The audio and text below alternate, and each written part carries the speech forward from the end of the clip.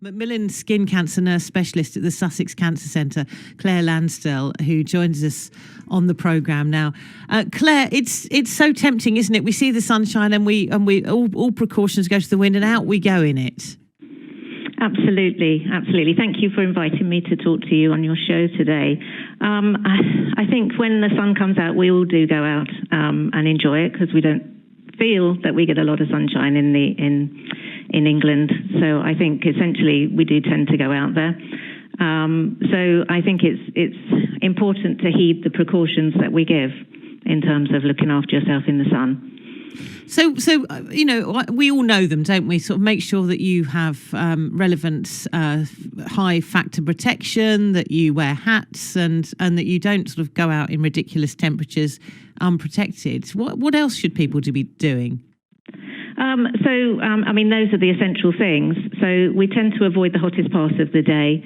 That's between 11 and 3. We seek shade where possible. And also, if we're under an umbrella, if we're on concrete, for instance, we know that the rays can bounce off underneath the umbrella. So it's about moving with the sun and the shade, if that makes sense. So cover up where possible. So long sleeves, long trousers, wear cottons and linens that are quite tightly woven, so that we know that they give us a degree of protection, but also to use regular sunscreen. So those that are high factor, 30 and above, with 4 and 5 star rating, which are both UVA and UVB protection as well. And to apply it regularly, so every 1.5 to 2 hours. The advice that we give is around 6 or 7 teaspoons per application for the whole body, which is quite a lot, but also to spread it thickly and evenly across the body and not to use anything that's out of date. So it's really important that every sort of the summertime is to make sure that your sun cream that you've got is still in date. I think for my patients in particular, I recommend that they use sun cream throughout the year. And use it with moisturisers so that they've got the extra added protection there as well. There's now I think parents are much more aware of the dangers of the sun, but of course in the past that wasn't necessarily the case. Do you often see that coming back now, in children that maybe got badly sunburned years ago, that it's only now that they see the consequences? I saw a very interesting article in the paper quite recently of someone who got burnt when she was a child, and she's got a picture of that sunburn, and then that's exactly where her skin cancer appeared. Absolutely. We know that sometimes that in areas where there is more exposure, we can see skin cancers developing. Again, using the precautions that we have now are still a preventative measure, even though the sunburn was years ago. So it's still a very proactive and preventable cancer to prevent, if that makes sense. So skin cancers is something that is preventable by putting in the additional, protective efforts.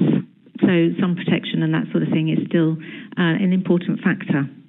So in terms of, again, what people have to be doing as well is we heard our previous guest sort of talking about checking on her moles and looking to see if they've changed. And that is so crucial, isn't it?